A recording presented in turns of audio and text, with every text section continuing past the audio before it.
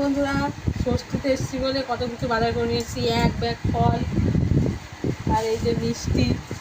ঠিক আছে, এবার চলো তোমাদের সাথে শেয়ার করি কী কী নিয়ে এসেছি। সবার প্রথমেই আছে আম, কারণ ষষ্ঠীতে আম ছাড়া চলবে না। এই দেখো বড় বড় সাইজের আম, এতগুলো তো কাছে কাছে বেশ মজা। তারপরে মিষ্টিটা ফুটতে দেখো না, আর ওগুলো পরে বাকি। তারপরে নিয়ে এসে একটা তরমুজ নিয়ে এসেছি। তরমুজটা কেমন হবে জানি না, কারণ আমরা কেটে নিয়ে আসিনি। লাল হলে ভালো হবে, আর মানে লাল ছাড়া সাদা হয় তাও আমরা ফেলবো না। ঠিক আছে, এই যে দূরে শুনে যাবো। আর নিয়ে এসেছি আনারস, কারণ আষাঢ় মাস পড়ে গেছে, লিচু পাওয়া যাচ্ছে না। সারা বনগা ঘুরে কোথাও আমরা লিচু পাইনি। এই দেখো, এটা কি খাওয়া যাবে এখন?